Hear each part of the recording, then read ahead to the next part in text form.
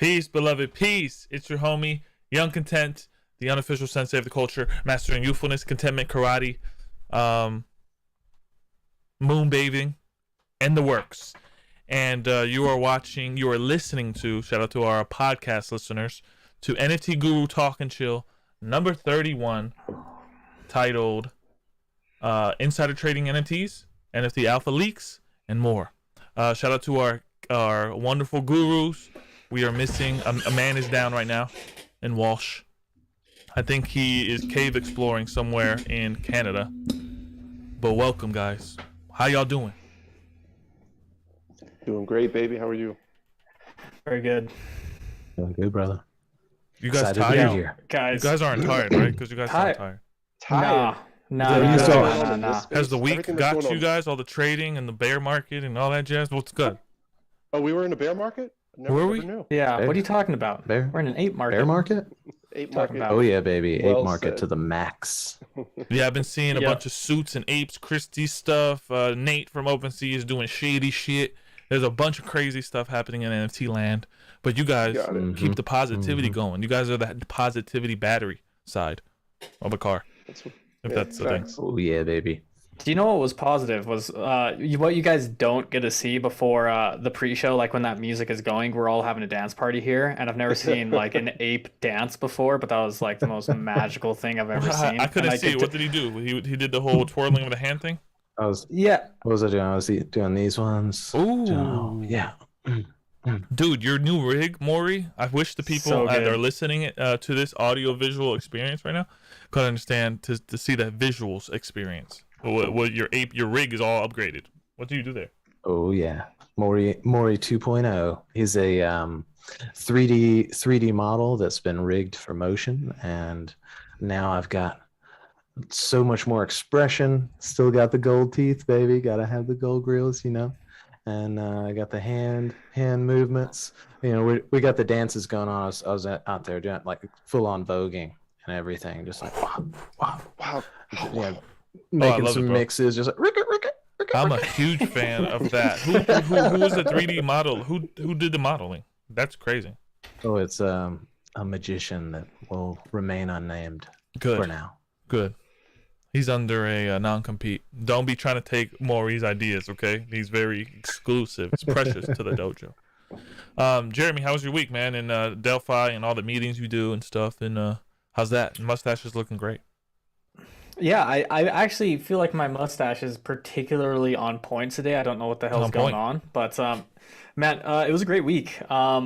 Yeah, I had some great meetings, more so than the meetings. Like, I mean, you know, always learn about great projects coming around the corner, but I definitely had a couple moments this week, more so than usual, where I really had to step back and just have those moments where you have like unbridled appreciation for what we're building out in the space, and you just have to like, you know, take it all in. I had so many moments this week. I was just like, we are still so early.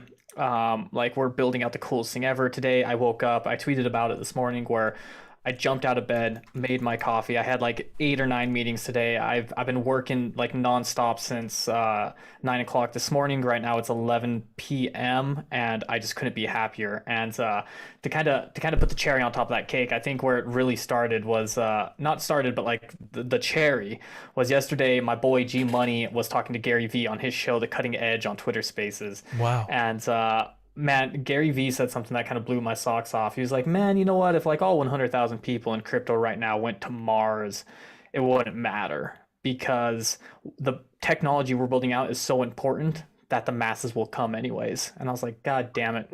It's a good point. I love it. So I'm Love just it. super grateful this week, man. I'm just feeling really grateful. Yeah, really you've high on been the crypto killing it, bro. You're space. making a bunch of connections. Very proud of you, man. I'm happy to have you, a councilman on my side, a lobbyist, so to speak. I'm just joking. Pleasure to be here. DeadStock, what's up, dude? Tell me about your week, man. In NFTs, you kind of been taking it easy before we get into these topics. I always take it easy. You know, I mean, I just take it as it comes. I mean, there's been a lot of stuff going on.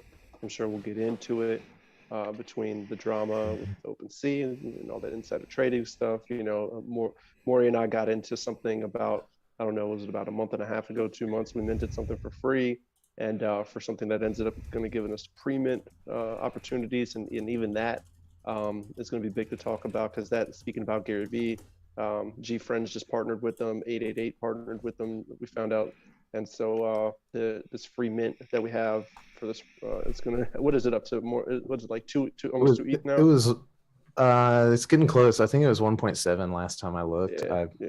I had actually forgotten about it until I got an offer, and then I was like, shit, I need to join the Discord, see what's going on. And they're consistently selling for, like 1.6, 1.7. So there's only 50 left, yeah. right? There was 555.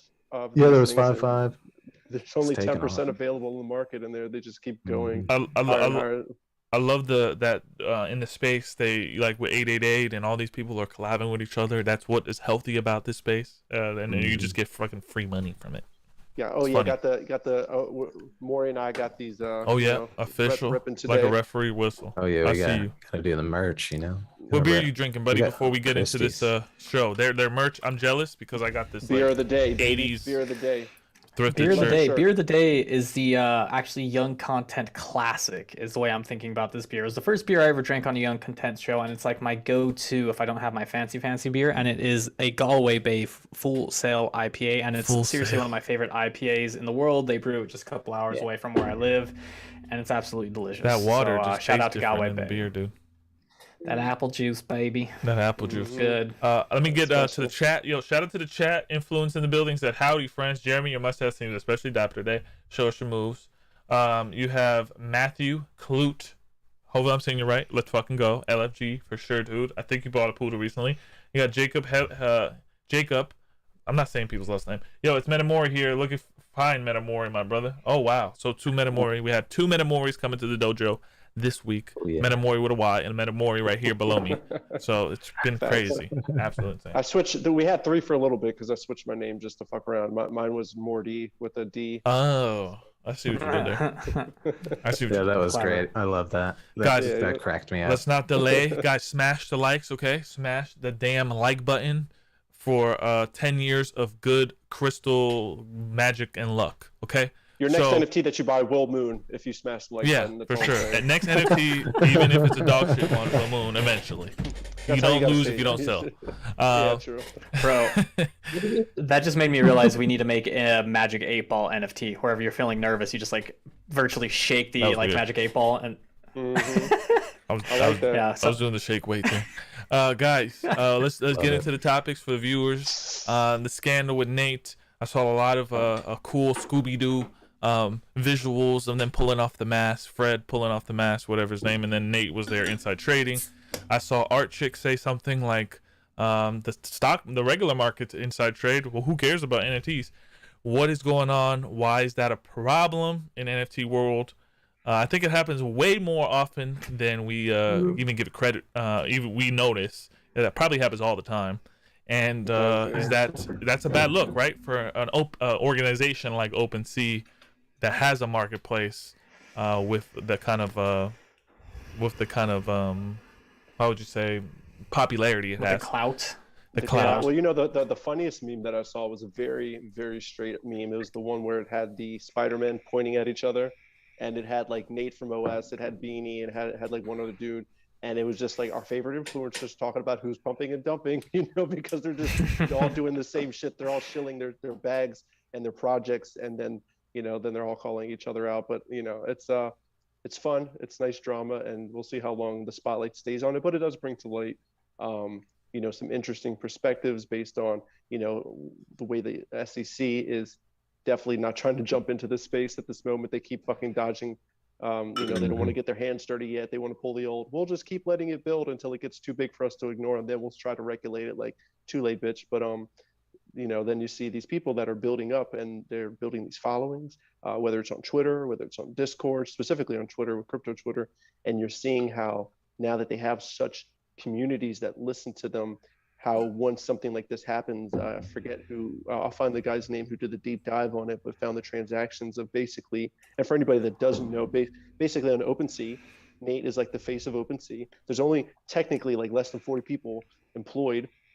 They're building out, they're trying to build the infrastructure. Clearly there's a lot of things that OpenSea could do better, but you can definitely get your stuff promoted on there. And so Nate was buying bags of stuff that was going to be on the front page that they were going to promote artwork wise, artist wise, project wise. And then he was flipping those bags and then using other wallets and then sending the profits back to his main wallet. So, you know, that's the gist of it. Whatever you think about it, we're you know, so I know Jeremy has some comments on it. That's why, man, like with Parallel not even getting in their own drop, it's just like, man. And then you got, and it's a small company like that on a micro, and you have this big company that's making billions of dollars, and on the back end of the fees, and you already have a bunch of liquidity. It's just, it's kind of mind-boggling. Well, they did what, 3 billion last month, and I think it is normal for most projects. I think most projects like that, I think a lot of them just mint along with us. But now that we got these, you know, minor extracted value things going on with like Eden, who used to be Archer DAO, or there's another one called Rook.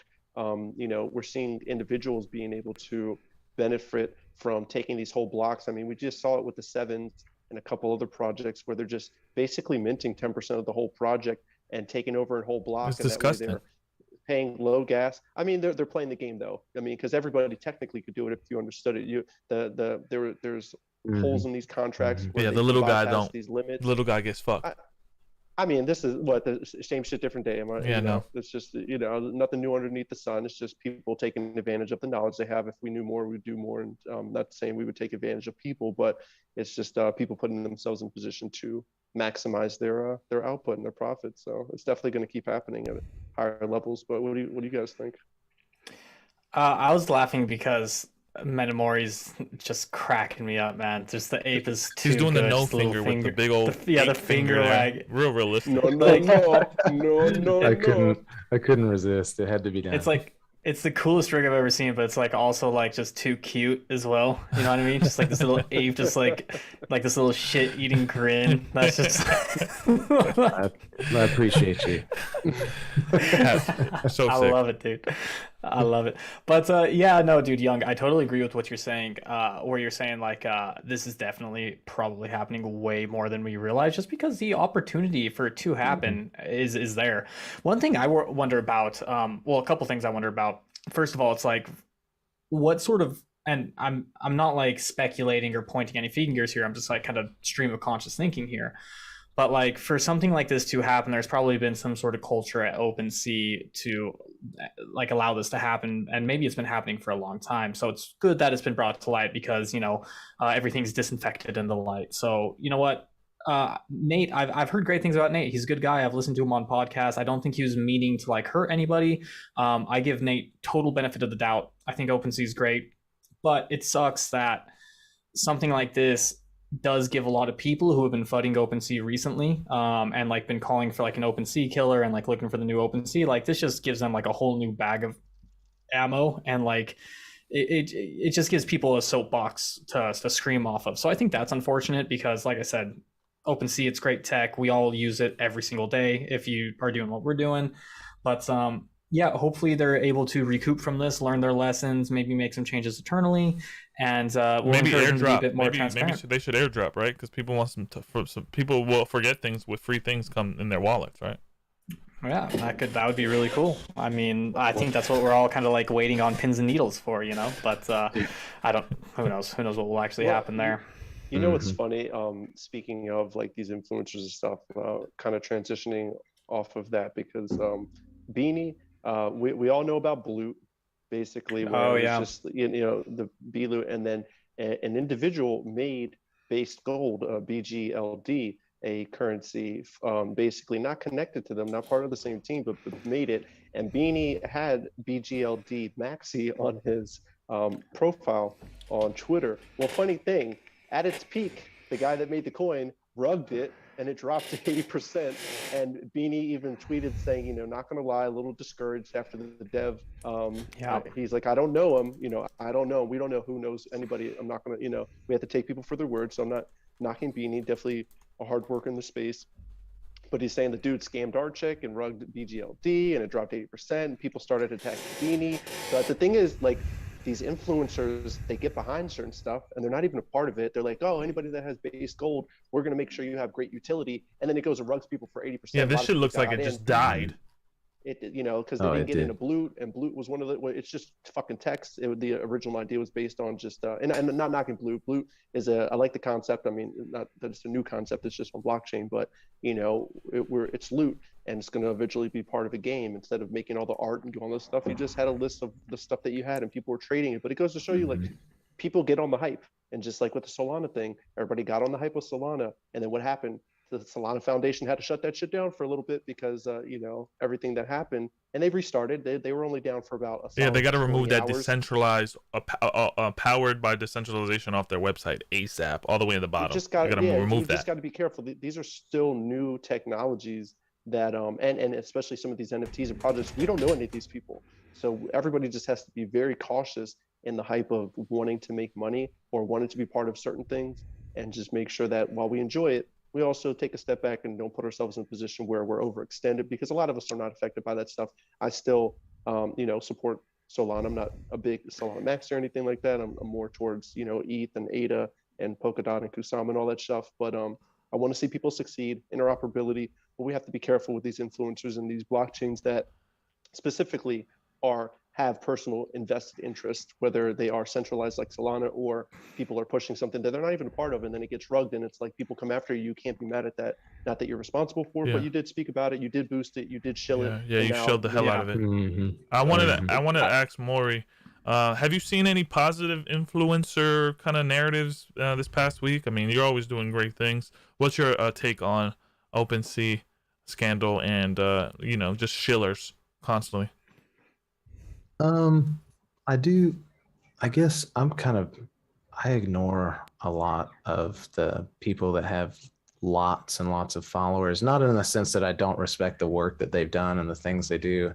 I just feel like a lot of times, not just in this space, but in any environment, someone that has such a huge following that by the time they say something, it's a calculated tweet. So I don't really pay that much attention, because I feel like by the time they say it, it's not going to be helpful to me anyway. It's the opportunity has passed. But I did like that I saw some influencers talking about the thing with Nate, just in the sense that obviously, yes, what he did was stupid. It was stupid to do that. It was wrong to front run people. Unfortunately, we're in a space where the rules are rather gray, and whether he did it maliciously or just made a really stupid error, he shouldn't have done it in the first place. But I do feel that we've potentially lost a valuable member of the community. I know that he's helped me at times when I've had issues with Opensea. He's DM'd me to help me with stuff, and when I've asked for questions, I've even had times where I had one specific example, I had a bad day, and I put out a tweet that was kind of contrary to the vibe that I want to bring to the community. When they changed the fee structure of the private sales, I more or less tweeted directly at him as if it was his choice and his doing, which I ended up removing the tweet and sending him an apology in the DMs. And he was very kind, and he even said, he was like, "Oh, dude, I totally understand how you feel. We have a lot of work to do. We're not perfect, and we're trying to do better." And just the fact that he said that to me, even after I sent a somewhat aggressive tweet towards him for something that probably wasn't even in his wheelhouse, and for him to come back and say, "Oh, I understand the frustration, and we're trying to do better." So I mean, that's my experience of Nate, was that he's been very kind and helpful, and I wish that he had not made such a stupid mistake, because I think that we may have lost a good member of our community potentially. Let's like pull out a call to action. Jeremy, give me a sec. Mm-hmm. Can you increase your volume, DeadStock? Someone said that on the podcast you need to be boosted up a little bit. I don't know. It's probably just a mic. I mean, it's a headset, so I got a mic coming in, but I mean, I can put it closer. It's the best I can do. There's no turning up My the mic. man. It's a headset. Mic coming soon. Also, Turn your Stream volume Deck. up. I just literally just bought the kidding. Stream Deck as well, so that's gonna be here soon. Jeremy, what were you saying? I was just gonna say, I think what Metamori was saying is really important, and it's like, I want to put out like a call to action. It's like, do not condense people down. Don't condense people's characters. Hold on, I'm getting all tongue-tied here. Don't condense the character of a person down to a single action. Rather, shine light upon all of those around you and give people second chances. We can't start building up this fucking cancel culture in our space, because then we're like welcoming and ushering in toxicity, and we want to keep that shit at the gate, right? Like Maury said, like, Nate has been kind to him. He showed kindness. He's shown love, and like, Nate's a busy dude. I've listened to podcasts with Nate, and it's like, he's a good guy.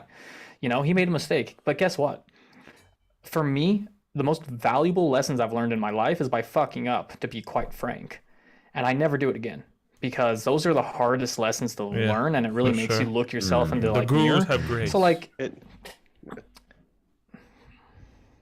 No, I completely agree with Jeremy. I mean, the whole point is people will make mistakes, and it's like, let's see where he goes from here. We're not going to bash his character. We're not going to take it out on him. It's not going to take it personal, but we'll see where he goes from here. And obviously, if there's more stuff in the future where those actions are taken, now we got a repeat offender. But at this point, like, nobody's perfect, and we're not gonna destroy somebody off of we all want to maximize our gains in this space. So I completely agree with Jeremy. Hey guys, at Opensea, if you want the Sensei to inside trade, I will give that right back to the people. I swear, I'll do it the Robin Hood way. Call me, okay? We could do an inside deal. I'll give you a poodle. You give me your backlog. Or not financial advice, but to go further with it then and see what you guys think. This obviously opens up a doorway where we've all been saying, hey, I mean, obviously there's Rareable and there's other stuff that have different niches like super rare, but they have their stuff covered. Like, this opens up the door, and I'm going to throw this back at Young and you guys, but for another platform that can come in, because they really are just a middleman, and they're just the most popular middleman. Oh, I've been making moves, baby. So you already know. So back, earlier in the year, I was talking about a certain thing that like to. My boy right here. Look, he got a sushi headband on. You did. Sushi chef. You put me on game. I literally was NFT riding the wave, but this man was like, dude, sushi is coming out with an NFT marketplace. You do not want to sleep on it. And I think that was when it was like $6, $5. Yeah, and it did reach a peak. I mean, obviously everything reached a peak up in like April and May, but then it definitely came down. And so, Young, talk about sushi. I know I did a whole like type up on it in the dojo like months ago, but tell us your experience with it, why you decided to get in it, and what's going on, bro. Oh man, I love forecasting in the dojo, and with the news, I like buying the rumor, and so I feel like there was a rumor here where like even crypto, where is he at? Crypto Pip. I think a lot of the Opensea news across Twitter is pushing ShowU into the limelight at the moment. ShowU is the NFT marketplace for sushi. It's very interactive. Shout out to OX Baba. He literally showed me just the metaverse kind of interoperability. Would you say he showed you? He showed me something. Get out of here with that shit, DeadStock. Get out of here. DeadStock put me on. He had a cool thread. Baba, he's in the dojo, talking about that on Sushi's fee structure. If you hold X Sushi, you get 2.5% fees back to X Sushi holders of the trading that happens on their marketplace. If Opensea had that type of thing, 2.5% back to the holders of their certain coin, or maybe Opensea coin, they generated $3 billion in the first quarter. That's a lot of liquidity right there to token holders and people who believe in the platform. And I think that right there is the perfect essence of decentralization and NFTs. DeFi, NFTs coming together really, really harmoniously. So sushi is definitely, this past week, I was looking at YGG and I was looking at sushi, and I pulled the trigger on sushi. I'm happy I did it at the time I did it, with the narrative, with what happened with Opensea. I'm looking forward to October 6th when like Moon River goes live with it, which is like parachains for sushi. Sushi is just on every chain. It seems like it's just on Polygon. It's on Arbitrum. It's just on everything, and I'm really excited to see where this their NFT marketplace goes. You staking it? Yeah. Good. Yeah, get that X sushi and get them gains, baby. Get them gains. Yeah, I literally got like 20 sushi just for staking it in like the last hour. You know, I got a fat bag, and I'm just holding it, seeing what you know. I'm just we need more competition for OpenSea. Rareable's not enough. Rarible suck. I mean, Rariable's okay. Yeah, we need iron more. sharpens iron. There's a lot of competition coming. Lots of competition coming. Everybody out there right now is so hungry. Everybody's looking to dethrone the king, you know, but competition's healthy. Right. Like you want to increase the odds of you being dethroned as the king, because hopefully that'll keep the eye of the tiger, you know, within you, and it'll keep you sharp, and it'll keep you innovating, and it'll keep you pushing forward. So, you know, I would hope that OpenSea's ethos is to, you know, welcome that sort of thing, because all boats rise with the tide, and the better the competition, the more we rise. So for a fact. Keep sailing. Honestly, I'm going to post this show you NFT link here in the chat. Check it out. I heard that they have they're working with Assassin's Creed and some big celebrities that are going to be dropping on this platform when it goes live. You're going to have a suite of just people that are going to come in. Even the way that, you know how Star Atlas, Jeremy's website works? Like when you scroll forward? Yeah, it's sick, so bro. sick. Show You, which is Sushi's NFT space, has the same functionality. So I'm looking forward to seeing how that happens with your displays and your inventory. It's going to be cool. With Star Atlas, can we shift to what happened on Solana this week? Because I think that is so interesting. Super Let's cover it, baby. interesting. That's what My we're here money for. was stuck for 18 hours. I was not happy. I was not a happy camper. I was trying to get that out. And I was also, you know, I know things happen, man. But what's your take on it, guys? Spearhead. Well, first of all, yeah, okay, so I'll give like a high level overview here, and then DeadStock, I'm sure you could really fill in fucking everything I miss here, because I'm technologically retarded. So I guess to kick it off, from my understanding, okay, and take this all with a grain of salt because I could be very possibly wrong. From my understanding, what happened is Grape had. You see, son, what had happened is the way my blockchain works is. Yeah, we got Ben the Knee in the chat too. Shout out to Ben the Knee. I'll see you in Vegas this weekend, bud. Shout out, Ben. Awesome. Gang. So Grape had an IDO, and shout out to Grape and Dean the Machine and all those guys over there. Love Grape. They're basically the collab land of Solana. Great people. So they had their IDO, and what had happened was there was a lot of transactions per second, and this overloaded the network. Validators went a bit crazy. They voted to go offline, and the entire Solana ecosystem went offline. Now, before we dive into it, I just want to kind of like put some thoughts into your little brains here. Not saying your brain's little, but it's a saying, guys. I'm Southern. That's what I say. Now, let's zoom out and go back, right?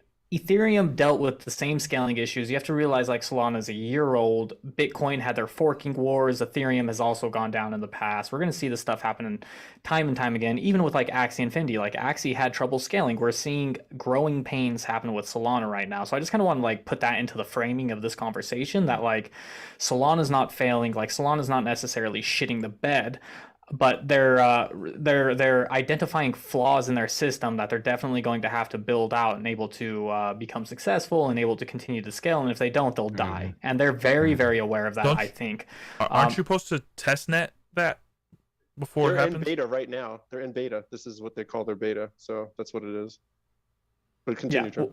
Well, no. I was literally just about to say, like, that's sort of my understanding. So, like, I'd love to kick it over to you guys to, like, kind of add any more color there or anything I might have missed, or, like, what your thoughts on the situation is. And then, you know, we could jam from there. Yeah. So basically they got overloaded. It was something around like 400,000, transactions per second. But we're finding out, obviously, is that a majority of those transactions were just the nodes. Now, a lot of people don't realize that a majority of those nodes, and the reason why people still call Solana, which it still is, centralized, is because most of those nodes are owned by the Solana Foundation. And so these transactions, 80 to 90% of them are really just the validator transactions going back and forth. So only 10% of those transactions are like people minting NFTs or sending Solana or receiving and all that stuff. So it's something where they hit a precipice where all of a sudden they just couldn't handle it.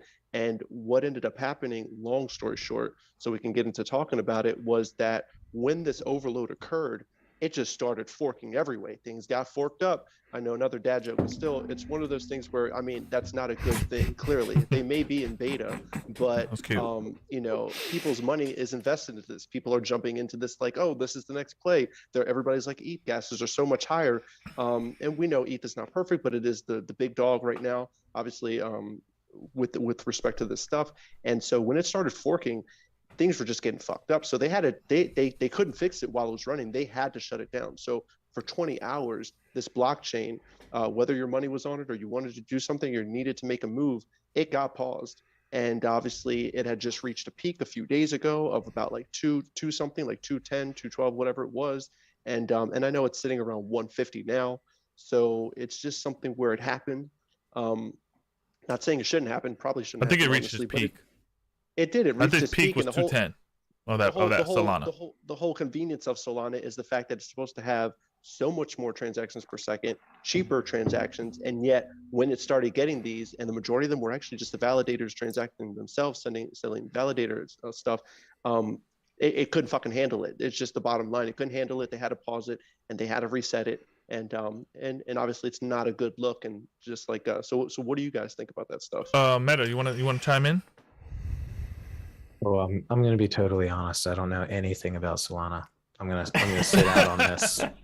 No, I love that. I love that. He's our NFT analyst. Like the guy. Like, we talk crypto, man. There's certain NFTs in crypto. You know, they don't mix them. No, I'm like an ETH NFT maxi. Like that's my focus. I feel like there's enough to learn. I don't want to learn more like side chains and shit. Holy shit!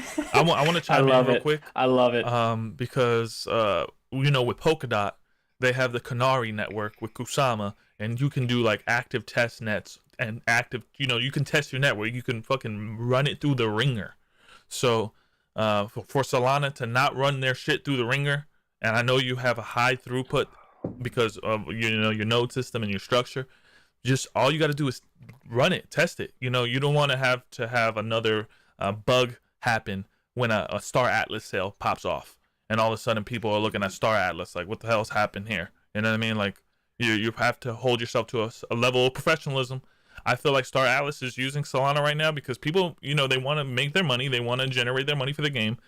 I feel like in a year or two, they probably will be moving to ETH with a parachain, or they're going to be tapping into Polkadot system somehow. And yeah, I'm saying that now. In a year or two, you'll probably see these, you know, Polygon network and all this stuff probably move back to ETH. I'm not ETH maxi. I just know that by December, the miners are going to go offline. They're going to switch to GPU mining for proof of stake. So it's going to be an interesting Q4. Solana, there is grace. I understand. I could have probably got sushi for cheaper if you guys didn't hold my funds, though. True, facts. And you know what? And I hate their bridge system. That whole bridging shit. It's hard to bridge on their Solid wallet. It's hard. It's a nightmare. It's going from ETH to Sol, tough. It's definitely tough. And coming it's one out, of those things tough. where, bro, it's crazy. And as much as we do want everybody to test and have the foresight for this stuff, it's like they didn't. This is what they needed. They needed something like this because they just hadn't done it yet. And it's ironic because everybody was pumping Solana because of the money that they were making from these NFTs specifically, but you got something like Cardano, which is already on proof of stake.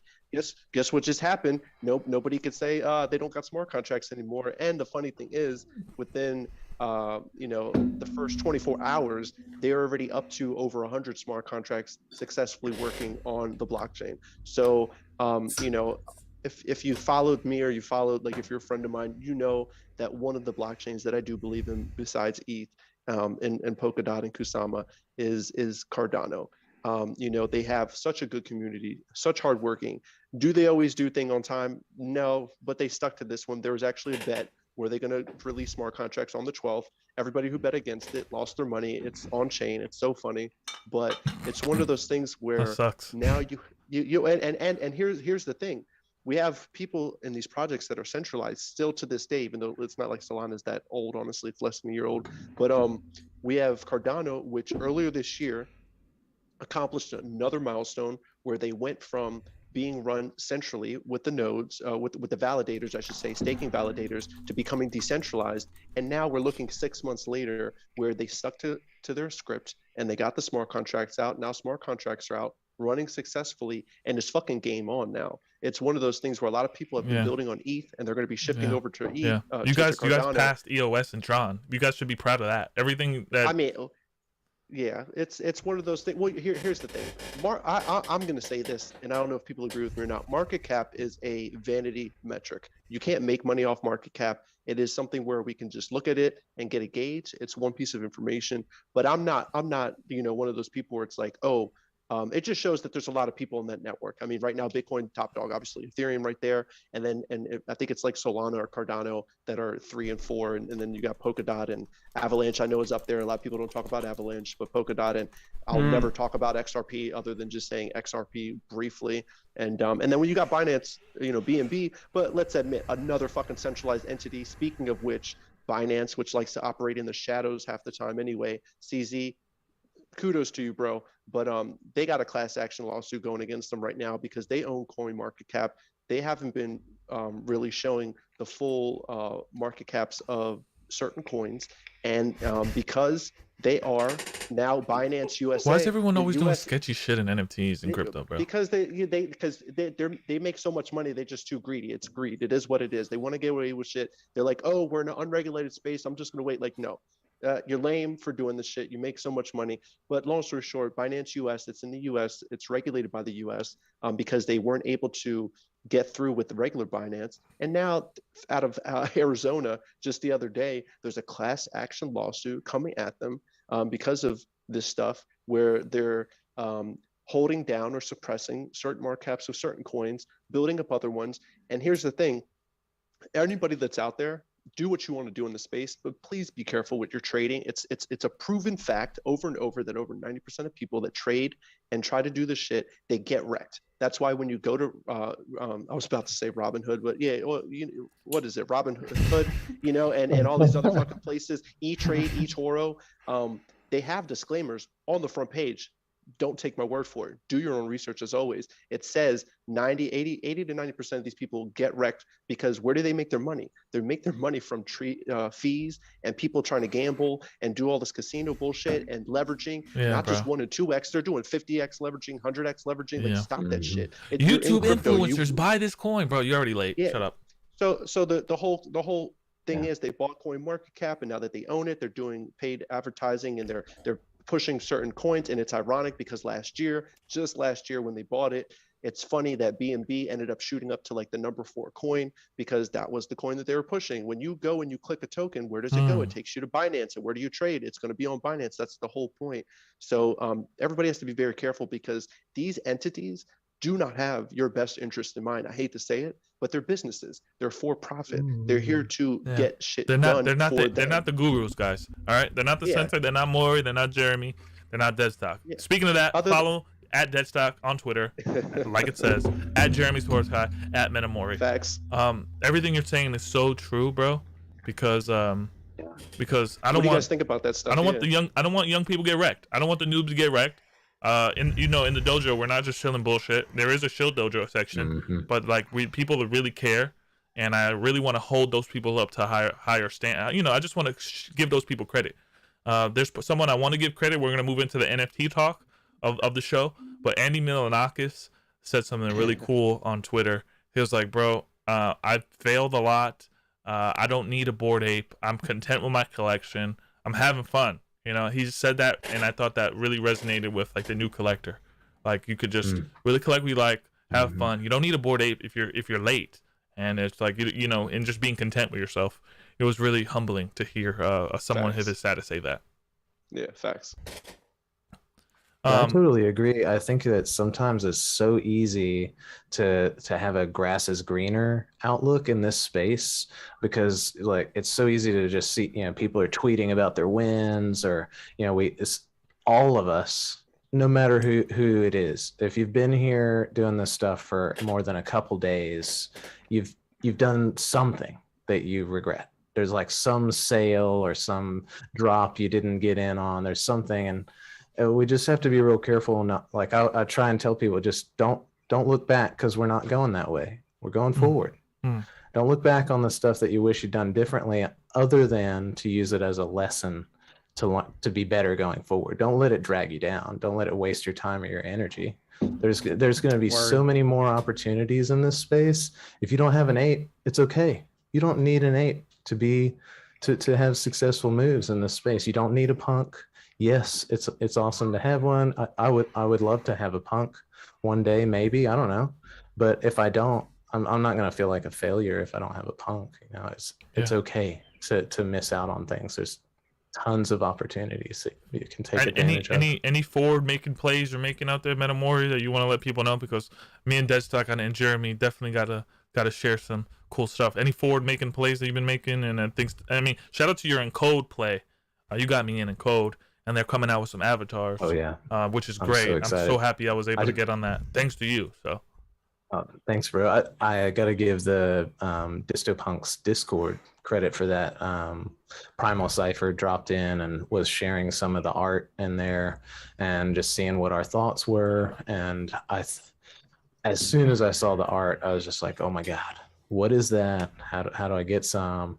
And I didn't even realize the avatars were part of the mint until after we'd already jumped on the white sale. That was a pleasant surprise for me. I might have to show the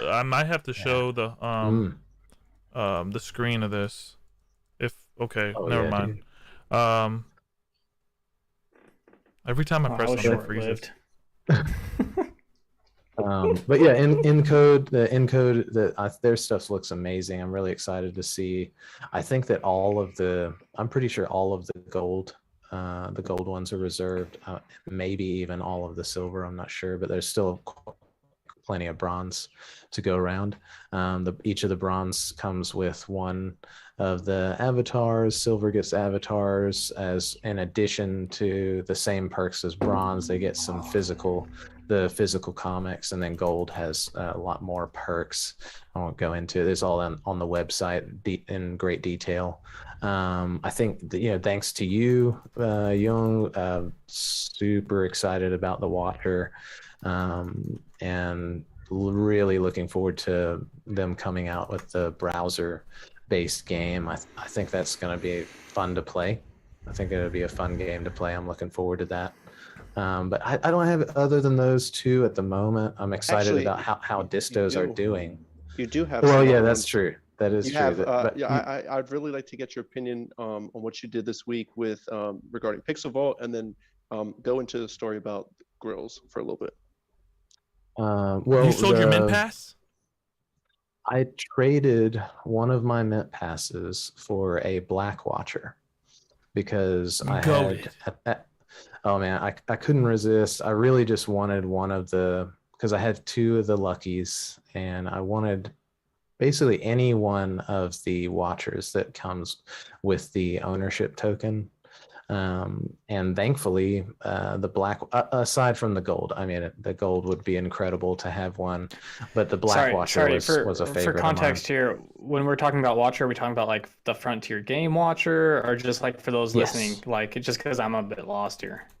Oh, I'm about to pull it up what we got right in the. I'm gonna change the screen, but yeah, continue. So I traded a mint pass for one of the Black Watchers. I think before the previous sale of one of there was only one up for sale, and it was up for 10 ETH. The previous sale was 8. The floor at the time for the MetaHero mint pass, I think, was around 7.5. And so I felt like it was an okay lateral move, and I had plenty of the mint passes. I also sold one mint pass to get another Punk's comic, so that now I have 3 of the Punk's comic sets to qualify for the Earth DAO tokens. Hopefully I'll get multiple of those for having multiple sets, even though it's not guaranteed. And I was happy to make that move because I feel like now I have diversified what I'm doing with Punk's comic, as well as diversified into another project that I'm really happy about. So I've kind of spread myself out a little more instead of having a pretty heavy weighting in just the Meta Hero mint passes. And yeah, I was happy with that move. One thing, what DeadStock was hinting at before, is the Grills gang. They had a free mint OG badge that I came across totally on accident about maybe a month and a half ago, and I just saw the art. And that was really all. I was like, oh man, the art on this looks real cool. We get a free NFT, why not? Minted it, shared the link with a few people and some Discords and then DMs, and DeadStock happened to be one of the few that grabbed one. And now the floor just on those badges, I think last time I looked, was like 1.7 ETH, because of there being a partnership announcement with 888 and VFriends. And the badge is how do you spell Grills gang? What's their Twitter so I can see this? I think it's just Grills, GRILLZ gang.com. I'm not sure what their Twitter is. Oh, I see it right here, Grills gang. Let me switch screens they now. They look like those toy teeth, the Toy wind-up teeth, but with all kinds of stuff, different attributes. Facts. It looks really cool. This was a sleeper collection, huh?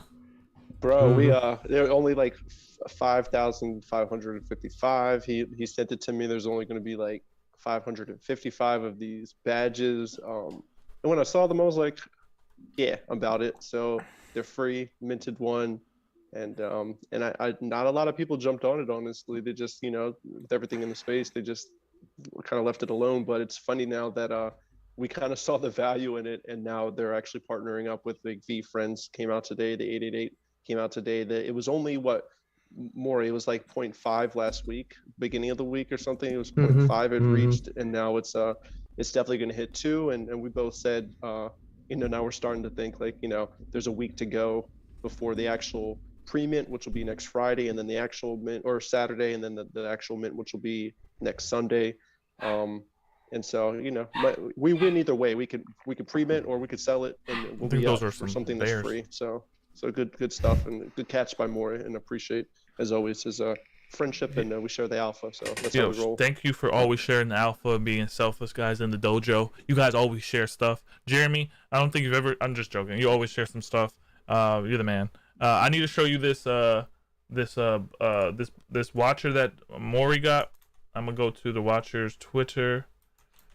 Sorry, while Young is going through that, I'm just going to provide the context for the Watcher, just in case you're listening in and you're not sure, what we're talking about. So the Watcher is a game, PDE game that's coming out soon that recently just conducted their first sell with their black boxes. In the black boxes, you get certain cards and a lot of different features that you could potentially, play with, trade with, and you get a lot of utility coming out of that. So if you are not familiar with the Watcher, jump on Twitter or Google like Frontier Game, the Watcher, and that should sort you out, son. Yo, this Watcher right here is this black Watcher, right? The classic edition. I love the fact that he's been building these tools, these sets. It looks exactly like, when you look at the Missing Frontier or the Frontier website, these things being animated in game. It's kind of like he's giving you hints for it. Is this your Watcher, Metamori, right here, the black one that moves around like this? Yeah. I've got one of the black Watchers. There are 10 black Watchers. There will only to my knowledge, there will only ever be 10 of the black Watchers. Which one is it? Did you have the Aqua? I have the Aqua. I have the Aqua. I'm kind of curious to see what these things do. Will they fight? I know the Watcher is dropping a really exclusive trailer tomorrow for some alpha, so we're going to be able to see what this is all about. You know, their collaboration with the droids in that teaser trailer. This aqua one is 9 ETH. I can only imagine the black one you have. I own this one for sure.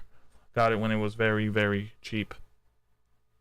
Beautiful, beautiful. Yeah, Hopefully I can use some aqua. I was lucky to find somebody that didn't have a mint pass, and he said that he had been wanting one for a while, and we just happened to both, you know, have opposite desires, so to speak, and so it was a win-win trade. And yeah, love it was just I was really happy that was very lucky. I really honestly, I have a lot of moments. I've had many moments like that where timing has blessed me a lot. I'm very grateful for where I've ended up after these past 4 or 5 months of doing this stuff. I've just had some really good moments where it's felt like it's been win-win. It's not just timing though. It's also like your networking. It's also like you being out there, you being active, you having these active conversations, you know, like there's a lot more that goes into it. And I know you're being humble, but like, I think the takeaway there, once again, and we've harped upon this before, it's just like, you know, get involved, network, build out your connections. And, these are how these things happen, you know? So, take this learning that Metamoria is laying down and, get out there and have chats, guys, because you never know what sort of doors it might open and what sort of value it might bring you personally. You know, there's few things more valuable in the NFT community and in the crypto ecosystem as a whole, as far as networking and community goes. So, you know, get out there and hustle, son. Hustle. Yo, every time we talk about the Watcher, Orphan pops up. I don't know, dude. Why do you only come when I only talk about Watcher, dude? I'm tired of that bullshit. Sensei. All right? Shout out Orphan. I'm about to put you in the attic. What's up, Orphan? What's going on, dude? Hope you having a good day. I know you have your auction coming up. Orphan just joined the dojo, so we all are gonna be supporting his auction for sure. But hope you're doing good, bro, and hope you're still drinking that weird ass kombucha drink you be drinking. Speaking of them auctions, and shout out to a lot of people, Orphan, Walshy, Hector, I saw you, Ben. We onboarded Ben the other day. Ben Young got him in on Deadheads. Then I was in a voice chat with Ben. Yo, you're a good man, Ben. You're a good man. Yeah, well, yeah, I appreciate it. Ben definitely was appreciative, and check out Ben also because he's going to be streaming on Twitch. He does the video games. You know, he's really good at Valorant. He's very good at Valorant, crushing it. But we were talking about NFTs, and he was trying to think of what his next move is. And there's so many things in the space that we were just kind of talking about. Well, DeadStock's about to drop some alpha. Here it goes. Well, I said, bro, I was like, you know what? If I was getting in right now, what I would get in. And this was earlier in the week, I would buy Penelope, you know, Country Club. I would buy, because at the time the floor was around 0.5-ish, which it's already up again. It's around like 0.7 or higher. It's already at 0.7 for a day ago? Yeah, I think I'll check it in while we're talking. But that kitty bank. He wanted to see what the next move was going to be, and we were talking. And I said, you know, you got to be patient, stack up the ETH, like don't even worry about it. But then it just hit me. I was like, bro, if I was going to make a move like right now, like this week, I would definitely get Penelope, because it's just such a solid project. The airdrops start this month. You get 8 of them, one every month over the next 8 months from this month until April of next year. Also, with those airdrops, you can keep them. They'll have value. Might be a companion, but you could burn them and they'll have access. They're the DAO token for the Kitty Bank vault, which I believe is sitting around 800 ETH worth right at the moment. Also, you know, with Carlini behind it, such a solid team. They're good for a year, and they just did a little thing with Fuckrender where he didn't realize that the Kitty Bank was picking up his fuck crystals. And so he said, you know what, throw me one of the cats that you guys select or whatever, and I'm going to do a one of that cat. So we're doing a voting right now where we're going to pick a cat and we're going to send it over to him. He's going to hook it up, and that's going to go into the vault. Again, something else that'll be valuable. But you know, anyway, Ben, you know, congratulations, brother. Young's going to see him when he goes out. Gang GutterCon this weekend. Ben is out there, baby.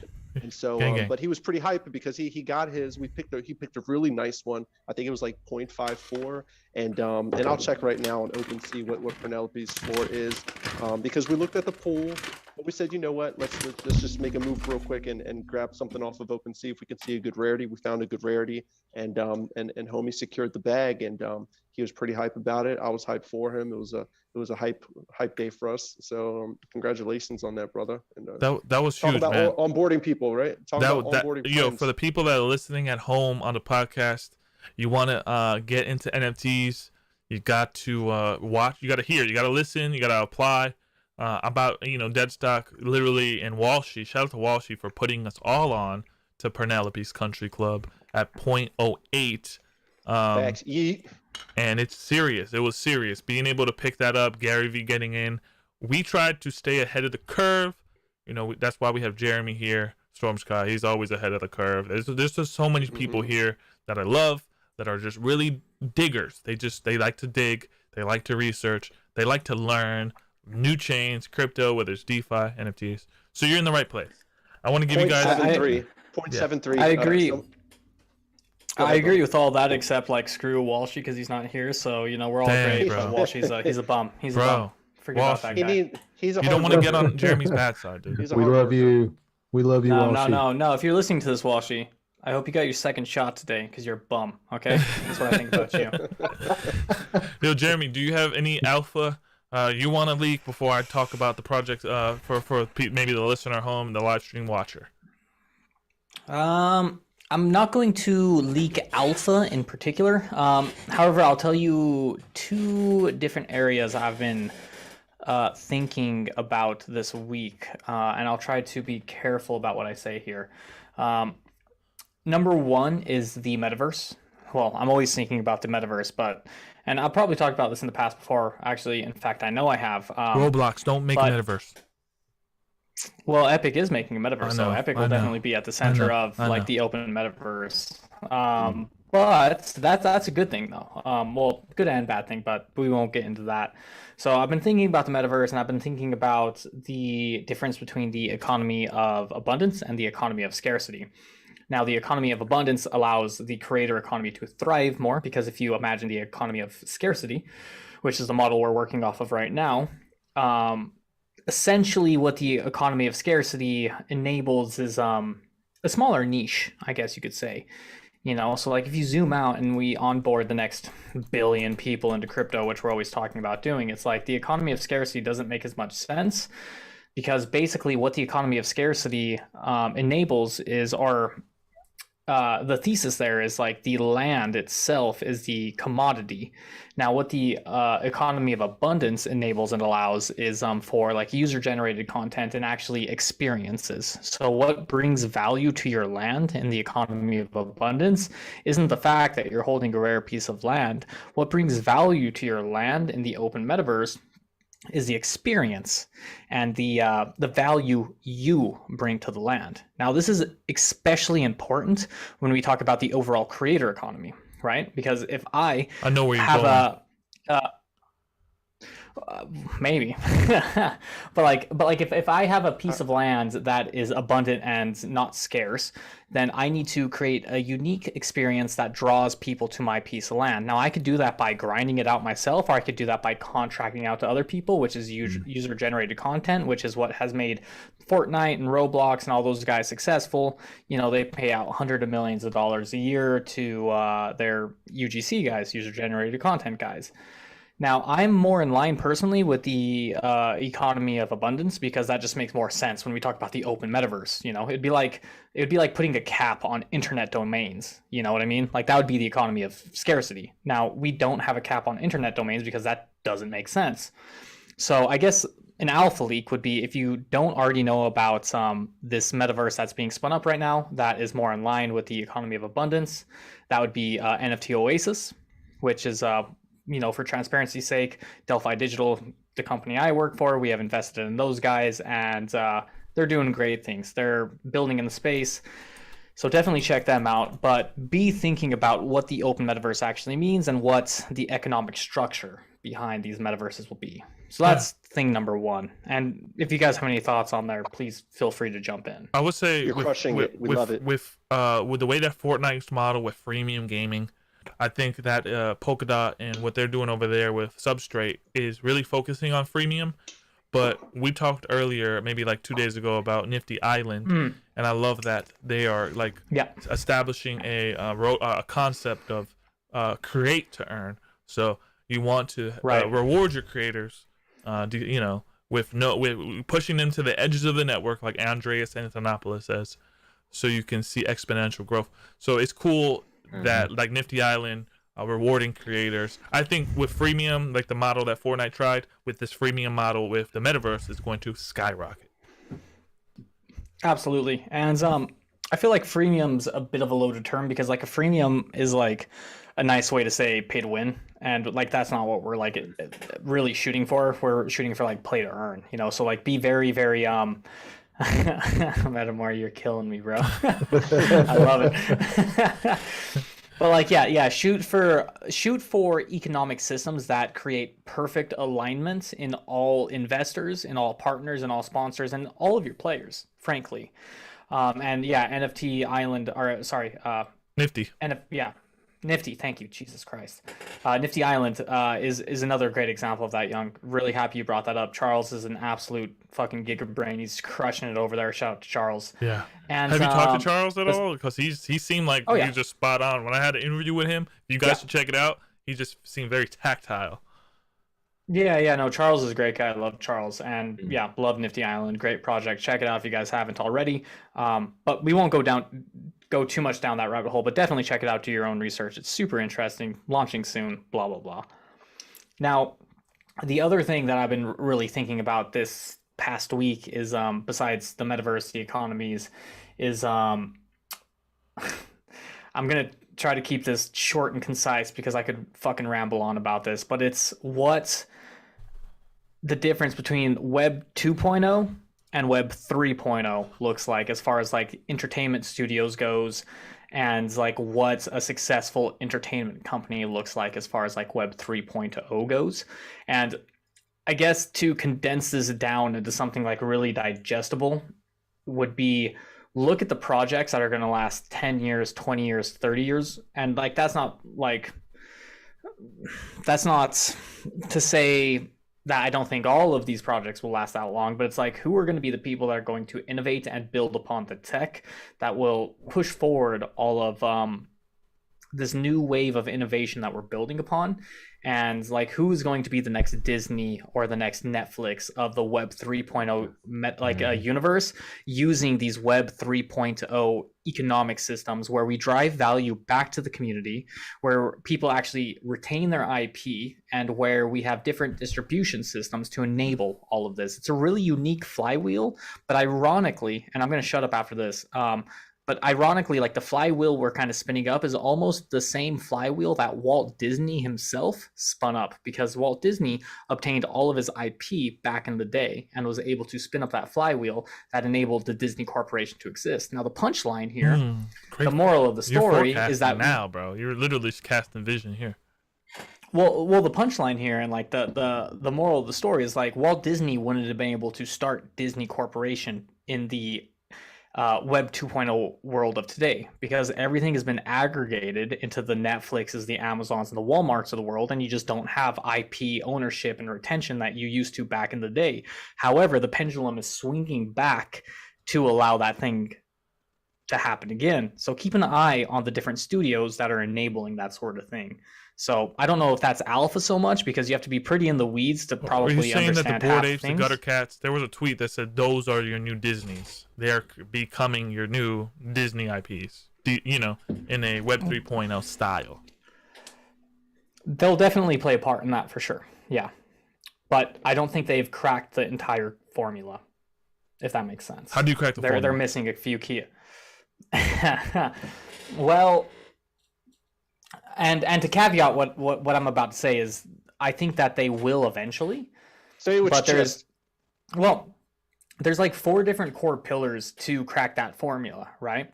It's having distribution, it's having TV and media rights, it's having so physical, NFT, oh god damn it. Having like a central core vision, and like maintaining ownership of your IP. Now, I think that Bored Apes and all these different NFT IPs could potentially do that, but they're missing the team around them that will enable them to crack into some of those pillars that they might not already be a part of. Yeah. Let's analyze it when they have roadmap 2.0 coming out. So that way we'll take a look and see where they're going. They've accomplished everything, including the treasure map or treasure hunt, which only took like 24 hours. Some puzzle people who were like, that's what they do anyway. They solved it within 24 hours, and they got like 10 ETH and I think an ape and like some serum to turn into a mutant. So it's just they completed their stuff, and I agree with you. We'll see what they're doing with the next roadmap, and definitely we'll be critical of it and see what we can see where they're going with it. So DeadStock, in your opinion, or anybody, who is the Walt Disney in the NFT space? Is it all just a hive at this point? Are we waiting for a metaverse to take control, or is it? The thing is, would you be able to movers? say Walt Disney was Walt Disney back then? Like he wasn't, it's only now years later. Even obviously he's passed away for years now, but I mean, it's only after the years that they put in where it was able to establish itself. They were making cartoons and good old Steamboat Mickey. Obviously there were some undertones with those comics, but someone said the Disney is V-Friends. I don't know about that.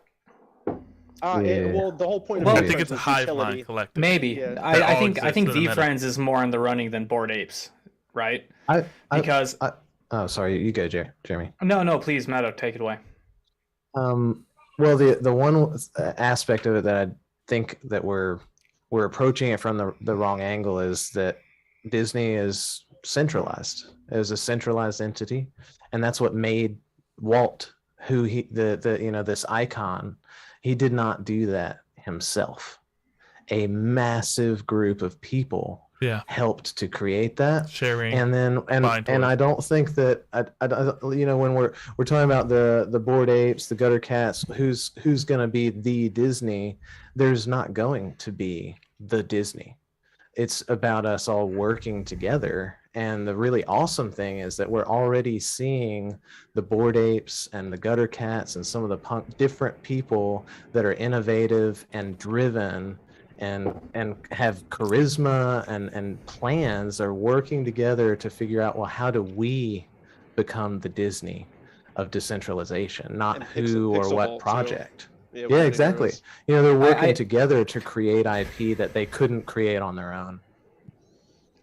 So I agree with what you're saying, Metamori, but at a certain degree, I not that I necessarily disagree, but I think we almost have to approach it from even a different angle.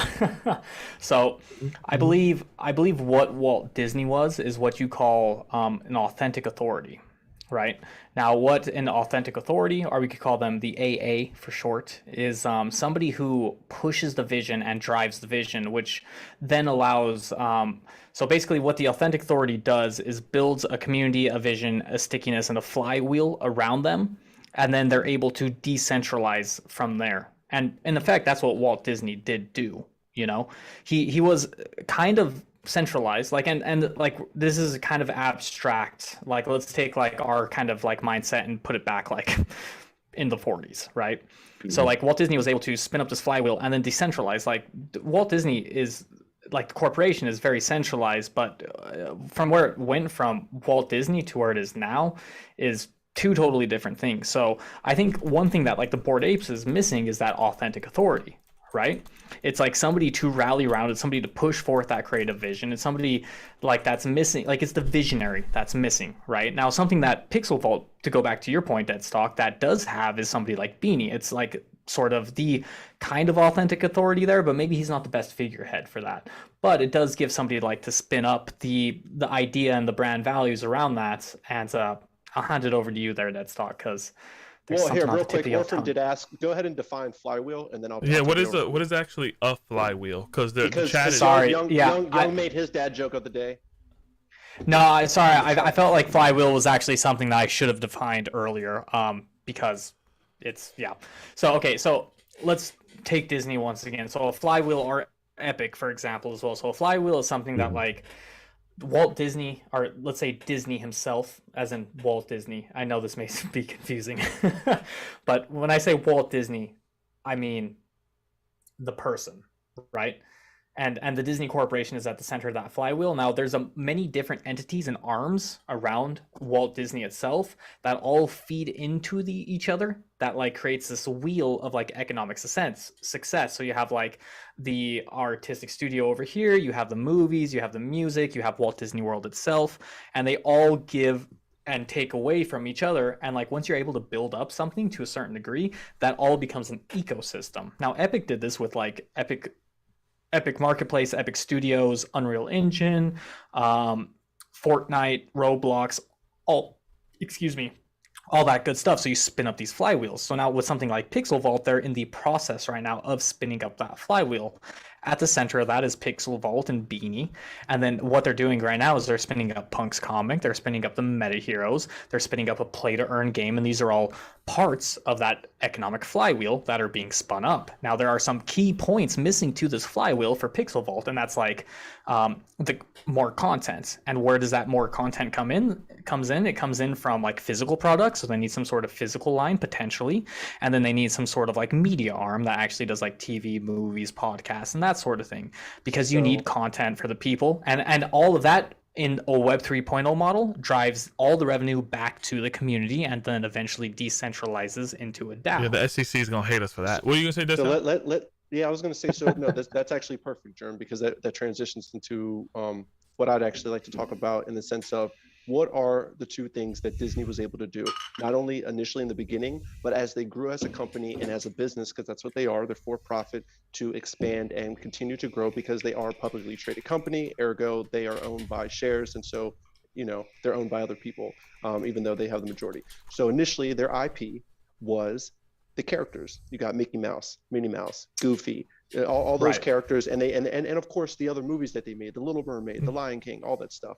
But and that's why it's going to be a little more difficult for one centralized person to do all of it, because all of these characters, Gutter Cats, Cool Cats, Bored Apes, Punks, they're all individually owned IPs, and then also owned majority by the community, except for Larva Labs, which they have their own thing going on if you own a Punk and a Meebit, but neither here nor there, because they did partner with a huge Hollywood representation to continue to bring their brand forward. So where did Disney go after they continued to make these characters? Well, they expanded. Well, what does Disney own? They probably own more than people realize. They own the channel ABC. They own ESPN. They own, going into these different things, they own Marvel. So they've branched out into Star Wars. They own these different IPs now, because they've realized like we can only come in-house so much with this stuff that we're going to push, like Finding Nemo and all, like how many characters we're just going to come out with all these movies, and like we get it at this point, but we need to, as a business, grow. So they started doing what basically Facebook did. Like instead of having things be competition, they just started buying them. It is what it is. Facebook bought Instagram, they bought WhatsApp, they bought go ahead, Germ. Well, hold on there. Like, no.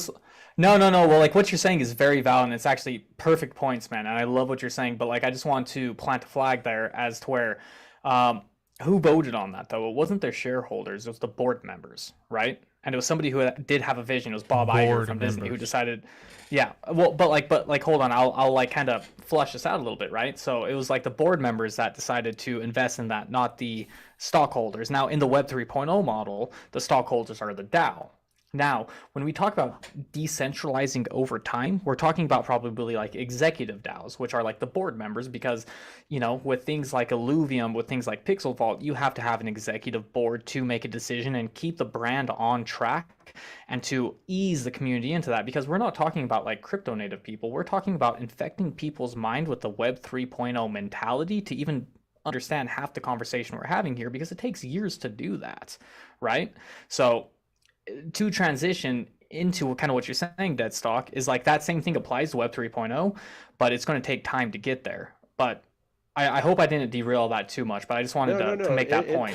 It makes a good point. And that was kind of my point. It was like an overview, because in the end, while they made certain decisions, they are a centralized entity that chose to, where, for instance, like right now, Disney cannot own Bored Apes, but they can purchase a Bored Ape and then they will. They can't own overall Gutter Cats, but they can purchase a few Gutter Cats, and now they do.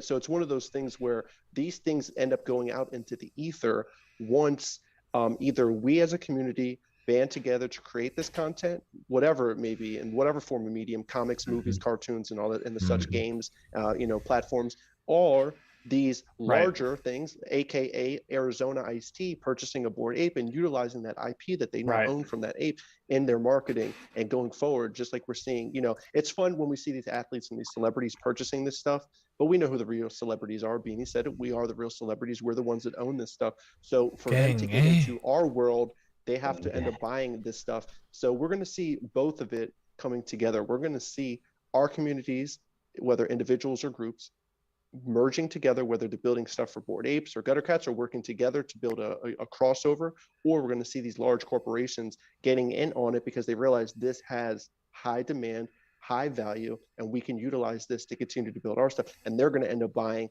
And there's only so much of it to go. That's the funny thing. There's only so much of it to go around. Just like when you were saying before, Board voted on, we want to get Marvel, but guess what? They don't own everything Marvel. They may have the rights to Spider-Man and X-Men, and then somebody has the rights to Fantastic Four. It's a bidding war out there, and it's going to be the same thing, because eventually it's going to be a bidding war for these NFTs that match certain, whatever you want to do. You want to do a biker gang, Gutter Cat. You want to do wearing the suits with the Christie's auction, stuff like that. Like you have to buy that to use it. So I wanted to say that the solution to all this, and you guys are making great points. Let's just start a cult, and let's go back to 100 years. And this is not a cult. This is not what I signed up for. We can just do a cult, guys. That's it.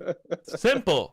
I think what you said. I was just joking. What I think you said too, guys. You guys are celebrities. I mean, Jeremy, you're like the Johnny Depp of NFTs, and then it's just really cool that if Disney decided to You're use, just saying that because of the mustache. Yeah, I was gonna say. let me make this point. If Disney decided to use a Bored Ape, that's only just going to increase our proposition for Bored Ape holders in the space.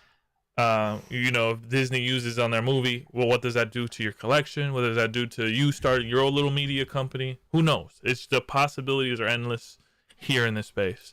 Sorry, I have to push back on that, Young, though. Like, just to be frank, because like it's a point worth making. It's like Disney can't simply acquire like a Bored Ape or a Punk and integrate that into their own like business structure and IP. You don't think they can? No, they can't, because like frankly, like fight, do it, go. Well, but like I think they'll and this is like something that's lacking. I don't think they will, though, because it's too much of a brand risk for Disney. But like I think well, there's a couple angles here. Like, first of all, it's a point that's lacking from NFTs in general, and that's licensing. Like, there aren't licenses in NFTs yet, and that's a piece of technology that's coming around the corner to where you could license a Bored Ape for like actual like IP usage. Now, you'd have to do that in a very careful way to where the Bored Ape Yacht Club maintained ownership of their IP, because the key here is you cannot lose ownership of your IP.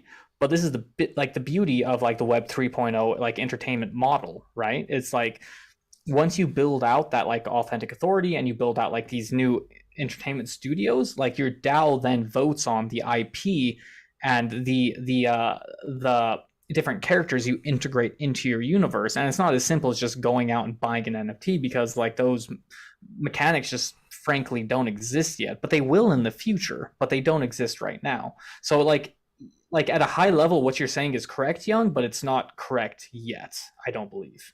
And I'm forecasting down 10 years. To be specific, it is very detailed, especially regarding Bored Ape, where while they do own the Bored Ape Yacht Club brand and their logo and that type of stuff, the minute you purchase an ape and you own it, that's in your possession, that's in your wallet, you have full rights to that specific ape to do what you please, whether it's merchandising or cartoons and stuff like that. Put it on a beer. Possible. Yeah, well, put it on a beer, a lovely beer that Jeremy would drink once he comes back to the States. But you could possibly put that on a movie, right? It's not possible. It's definitive. It's probably going to happen. When will it happen? We don't know. Like, we're not going to guess, but somebody could purchase a few apes to make a movie. It could be a studio, could be Disney, could be something else. Doesn't have to be Disney. Of course, we're just using that as a main example. But then while they don't own Bored Ape Yacht Club, they own the full 100% rights and intellectual property of those apes and how they look specifically, to create a story and do whatever they would like with it, because it's already happening. When it will happen, we don't know. When a major will pick it up yet. Yeah. But like I asked this out of pure ignorance. It's not a leading question, but like, for example, Dead, let's say I purchased your two apes in your background, right? They're fantastic in my wallet, apes. And I own Disney. could I bring those two apes in a trustless manner without asking permission from the Bored Ape founders or whatever, without using the and logo. put Yeah, you can't use the Bored Ape logo, but you have full ownership. Like I had to ask permission to use the merch in my rig. The founders granted me permission on the condition that I never sell this model to anyone else and that only I use it. Yeah, it's gonna get dicey out there. The logo I mean, logo is very clearly off limits, but the art, like DeadStock could create an animated series with his apes. We could collab and do one with our apes together. I will make one point that I think is important, is that even if, no matter what Disney wants to do, they're never getting Maury. I'll tell you. They're never getting Maury. Yeah, because that's I got the rig. So to bridge it, so we'll move on to something else after this. But to bridge it finally, what will probably end up happening is as these intellectual properties are used, we'll just use specifically Bored Apes. As people are making the comics and they're making cartoons, something's going to hit. And eventually one of these studios, we'll just use Disney again, is going to say, oh, instead of us doing the groundwork, just that same reason why I brought up the Facebook, WhatsApp, and Instagram, instead of saying, oh, let's build these type of platforms, somebody else will build it, meaning they'll build the medium already, whether it's a comic or cartoon. And then that's when it's already established, Disney will come in and be like, oh, this has value. Instead of using just the apes, we'll purchase the apes, we'll purchase this media, this IP, and now we own this. We can run with this. We can put it into, Pixar or whatever. That's good for you as an ape holder, right? That's probably what would end up happening. I mean, personally, like Maury said, I'm not getting rid of my guys. These are family to me. But and everybody says they have a price. But I invested. I sold one already. I had 3. I have 2. So I'm very content holding these guys for the long term. But to answer your question, Jerm, definitely, I think it's going to be in the middle. While the structure isn't there yet, it's going to be something where somebody's going to build it, and then a company's going to come in and purchase it, and that marriage will end up being what might end up taking it to another level.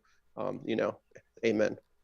Amen. Guys, that was a great segment there. I need to show you guys something though. Speaking of characters that will never be sold, check out my homie. Shout out to Fam NFT for creating me looking like a fox. They just randomly shared this with me, and I was kind of taken back because it looks exactly like this photo. I'm looking at you. I'm looking at. I can't tell who's the real one. Holy moly! They got even the my little satchel, my little fanny pack down to a T, and the cherries, bro. And they got the cherries, bro. Oh man, such a sweet. That's amazing. Cherry bowl. Guys, I think we're in an exciting time. The metaverse. I mean, Jeremy, you always talk about it and what's gonna happen. We're super early, bro. You always say we're in the floppy disk era. And I can't wait for everyone to succeed, even in our parallel plays. If parallel goes into the movie IP world, what does that do for us? Do we get a share of that Prime DAO tokens as Prime key holders? It's just really what happens when the watcher hits a movie. What happens there? We can really speculate for days, but we're still building. So that's what matters here.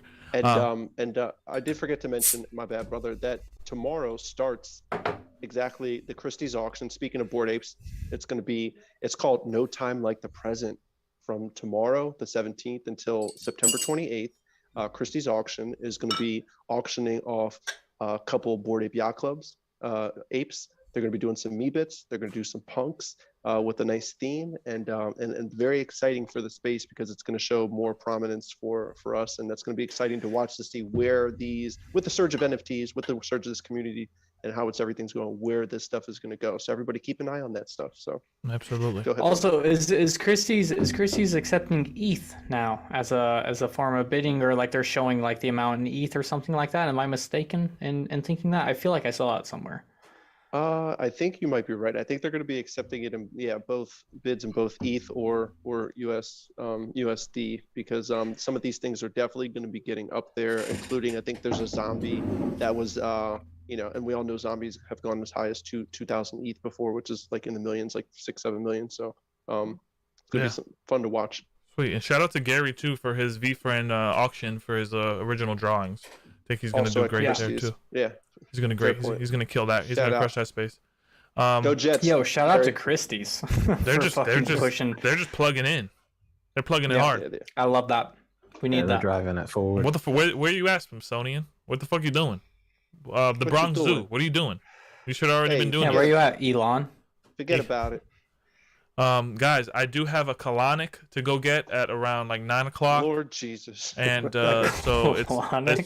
serious. What happened you to know? the animals? I gotta stay healthy here. You know what I mean? That's Whoa. it. So TMI. Sorry, I won't say the word again. Shout out to Philip Reyes, Orphan.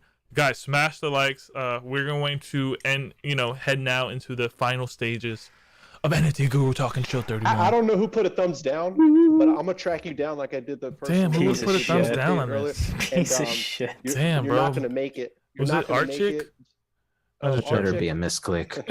We don't know. You better have a tiny screen and just fucked up your thumbs. Oh my god, bro. Maury, can you do me a favor and dab?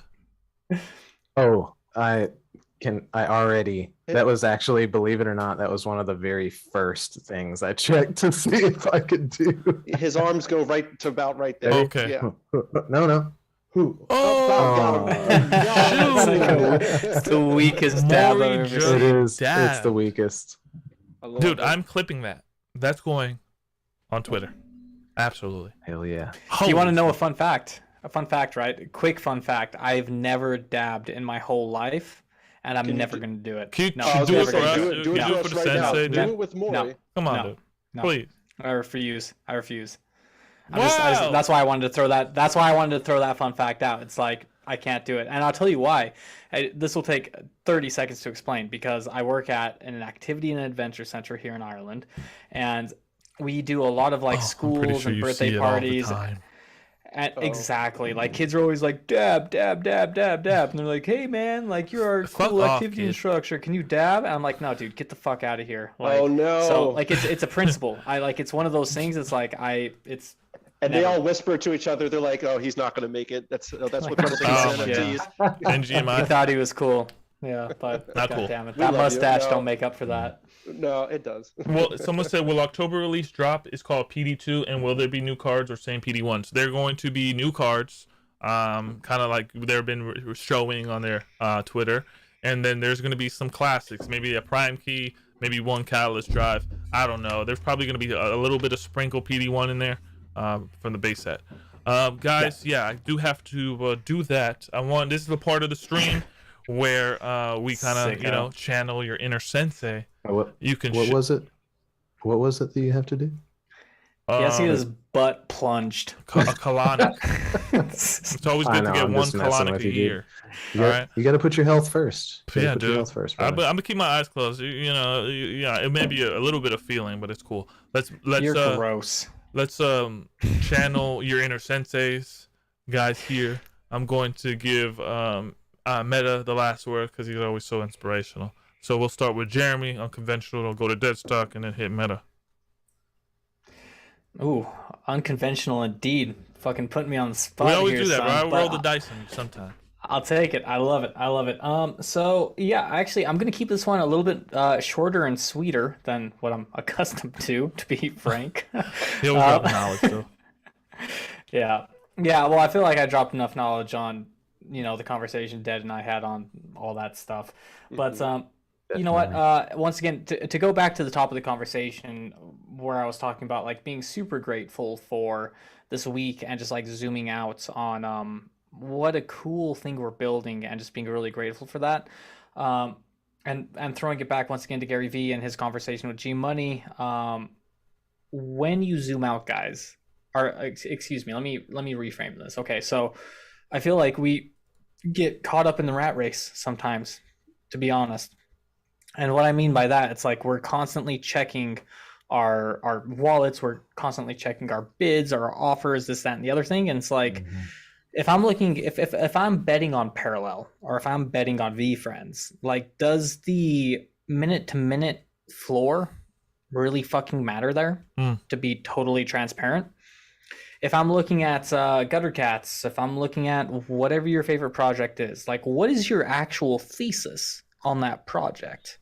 Now, if your thesis on that project is like this is the next Walt Disney, or if this is the next innovation or if this is pushing the tech, and if this isn't a flash in the pan, so to say, meaning like this isn't just like a quick pump and dump, then take your eyes away from the minute to minute floor chart.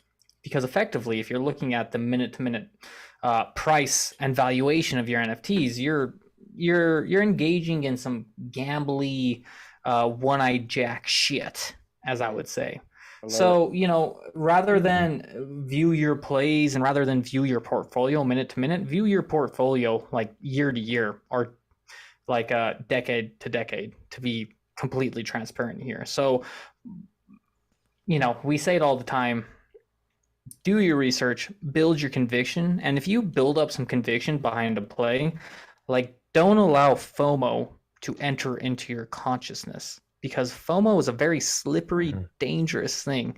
And once that penetrates your mind, it is a little devil. It's that thing on your shoulder saying like, sell now.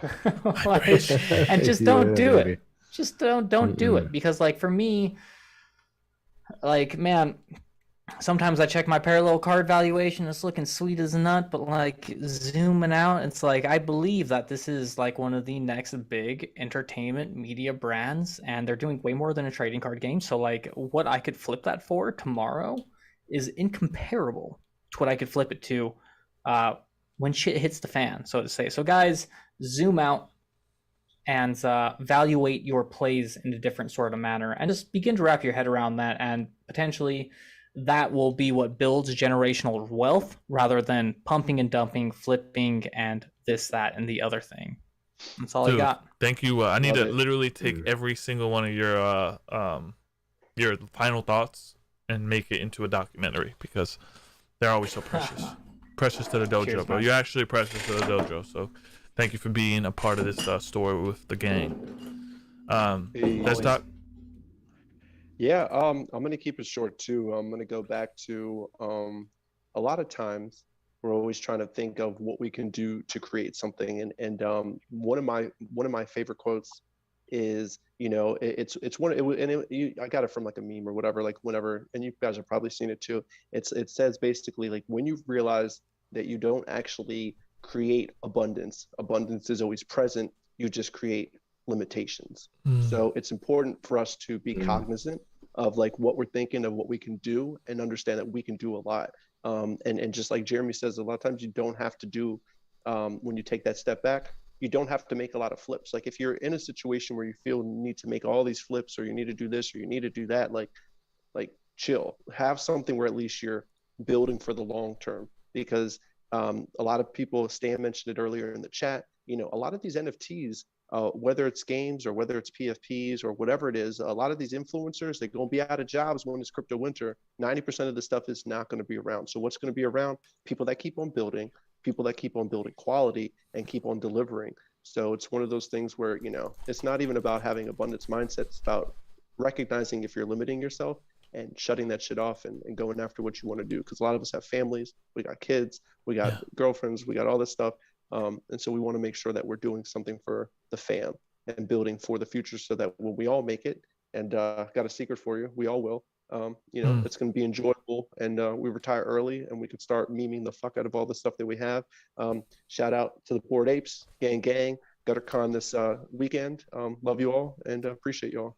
Thank you, bro. Thank you, man. You're, like I said, you're a hero. You fight for the little guy. And a lot of people appreciate you, man. If anyone needed a fucking purple star for NFT Rookie of the Year, it would be DeadStock. Hey, oh yeah. Meta. Thanks, boys. This is going to be hard to follow. It's a little bit of pressure following these two legends. I as I've said before, I not to repeat myself, but there's three key things that I think it's important for people to keep in mind in this space. And you know, think about networking, the knowledge that you gather, and similar to what Jeremy was saying, it's very, very important to know when to do nothing and to just chill. It's having patience and having the strength to fight against FOMO and not fold to that pressure when other people are freaking out, or not folding to that emotion. That patience and that strength to do that is a superpower, especially in this space, because it's very easy to get caught up in the emotionality of those around you and forget about the strategy that you had in place when you first made that purchase. And I also want to circle back just a little bit to what we spoke about with IP ownership. And a big part of the value of many of these collectibles, many of these NFTs, is the fact that this is a new age of owning the IP of these items. There's no other space that in the collectible space that you can buy a figurine or you can buy a piece of art and then you can turn around, make t-shirts out of it, decide to make an animated series and stuff like that. So that's a big part of the value. And at least for myself, the collection that I have put together, that is for me a baseline of, if I don't typically participate in any project that retains the IP, because I feel that one day, even if all of the stuff I own goes to zero, I'll have the opportunity to make a game myself with all of these characters, or a animated series. So the options are much more diverse when you truly own what's in your wallet. So take that into consideration when you're creating your own strategy plan, your plan for the future, if that makes sense for your situation. Can I get an amen? Forward thinking more. You had a last point. I know you got a son on the tip of your ape tongue. Oh, I was actually just going to finish with, make sure you listen to these three fellas, because they know what the fuck they're talking about. They're absolute legends. And I am honored to be here chatting with these dudes because they're fucking awesome. Dude. Same, man. Awesome. Same. Yeah. Dude. Bro. Holy moly. Shout out to Influence. And Walshy too. I don't want to forget Walshy. Influence, awesome. You had a great. He's here in spirit. He's here in spirit. Shout out to Influence. They've been here the whole time. Your asteroid sale, guys, was absolutely epic. I'm so proud of you, JP and Chris, Darko's Nightmare. We've been believing. It's happening. People are really excited. I love to see it. Shout out to Jeremy. Shout out to them. We like the asteroids. And also like JP and everybody over at the Influence team, like, guys, that asteroid drop, the minting of the crew, like, I was in the mountains. Seriously.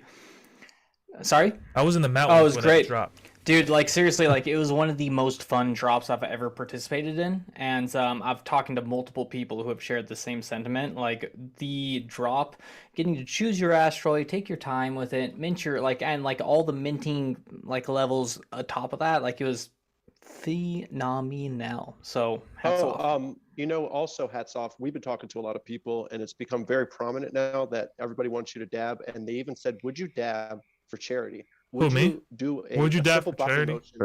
Maybe if we staked a point to children each are gonna die if you don't dab. For a lucky winner next week, you could dab. Tough shit. Holy smoke. He's literally associated. You got to draw the line somewhere. These annoying little kids that he doesn't care for. He's like, sorry. We'll mint more. No, guys, because know thyself, and I know that I don't dab. Simple as that. Fact. Sorry. Fact. Guys, I do have to roll. Let me activate the music real quick. Just in the meantime, while I start this saying here, I wanted to say something.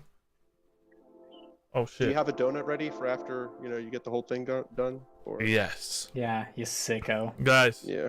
I'm going to GutterCon. Okay. I'll be in GutterCon and I'll be interviewing Gutter Dan. All right, on scene. I'm probably gonna get really wasted. If I say anything on Twitter now that you don't like, sorry, but I'm just joking. I love you guys, and I really just don't do it for validation. Do it because you're awesome and you love to do it. Okay, speak your mind. Yes. Like Jeremy says, know thyself and to thyself be true. We like true things over here. True. All right. All facts aren't truth. All right. Truth is its own entity. Truth. You know it from the inside out. I was in the mountains. I literally took the advice of all the homies yesterday, and I got away last week, and it really healed me. So I love you guys. Stay healed. stay dope, and above all, what do we say, homies? Stay content, homie. Stay Stay content. content, baby. I'm eating ice cream later, vanilla bean. I'm gonna Yeah. love you guys. Oh, I can't wait for some ice cream. I think I get ice cream after colonic. I don't know. I'll see y'all later. Colonics. Oh man, they gotta give you something for violating you like that. Shoot. All right, dance party. Later, homies. Peace. Love y'all. Love you too.